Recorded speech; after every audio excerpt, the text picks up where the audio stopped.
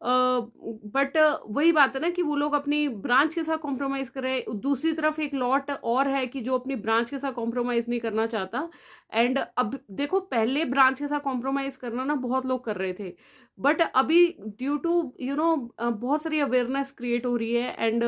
लोगों को पता चल रहा है कि डीएनबी डिप्लोमा नहीं है, डीएनबी अपने आप में एक वैलिड डिग्री है 3 इयर्स की, and it's equivalent to MD या एमएस। बट एक चीज जो मेरे को लगता है सबको ध्यान देने की जरूरत है, दैट इज एक्सपोजर। ठीक है, डीएनबी अगर कहीं से करने जाना है, आपको देखना पड़ेगा कि किस कॉलेज से करने जा रहे हो। कम से कम वो कॉलेज 500 बेडेड तक होगा अगर, तो फिर आपको बहुत ज़्यादा एक्सपोजर होगा, हैंड्स ऑन करने को मिलेगा। जितना ज़्यादा आप हैंड्स ऑन करेंगे, मरीजों को देखेंगे, पेशेंट्स को देखेंगे, जितना एक्सपोजर मिलेगा उतना अच्छा रहेगा। ठीक है, बिकॉज उससे कम में तो फिर आपको मतलब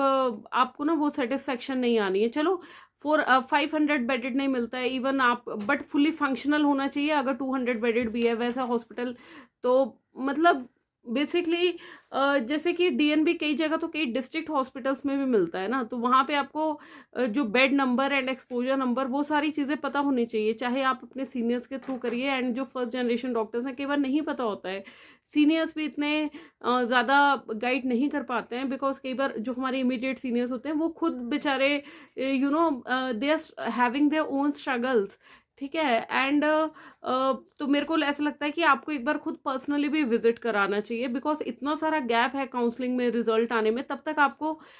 ये जो इधर उधर हम टाइम वेस्ट कर रहे होते हैं एक दूसरे से बात करने में, इससे बेटर है यार जो आपको लगता है ना, पिछले साल की मेरिट लिस्ट उठा के देखो, जो लगता है कि यार उस मेरिट लिस्ट के हिसाब से हमारा जहां जहां नंबर पड़ रहा है, या फिर जो आपके प्रेफरेंस हैं, हॉस्पिटल्स हैं डीएनबी के लिए हो चाहे किसी के लिए भी, आप वहां जाके एक राउंड मारा हो, है ना। और आपको राउंड ऐसे नहीं मारना है वहां जाके कि यार आप आपको इंट्रोडक्शन देना है पहले, वहां पे आप एक पहले जनरल व्यू लो एक बार पहले, बिना इंट्रोडक्शन के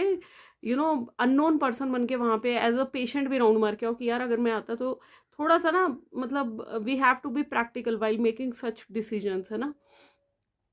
क्योंकि कोई भी हमें गाइड करेगा, मैं आपको गाइड करूंगी, हो सकता है कि जो मैं आपको गाइड करूँ या कोई और आपको अपना पीओवी दे रहा है तो वो आपके थॉट से मैच ना करे। तो बेसिकली आपको अगर ग्राउंड रियलिटी से रिलेटेड कुछ चीजें जाननी है, तो फिर आपको देखिए एडवाइस भी लेनी है दूसरे की, एंड खुद भी आपको थोड़ा सा होमवर्क करना पड़ेगा। ठीक है, तो ये चीजें हैं जो हम छोटी छोटी चीजों को मिस आउट कर देते हैं। प्लस मैं एक और चीज आपको मैंने वीडियो के पहले बताई थी कि स्ट्रे राउंड क्या है, गैम्बल राउंड है। ठीक है, तो अगर तो थोड़ा सा रिस्क ले सकते हो ना, कि सोच सकते हो कि मैं स्ट्रे राउंड तक जाऊं, तो स्ट्रे राउंड में कई बार ऐसा भी देखा गया है कि 40,000 रैंक तक भी आपको अपनी ड्रीम ब्रांच मिल जाती है।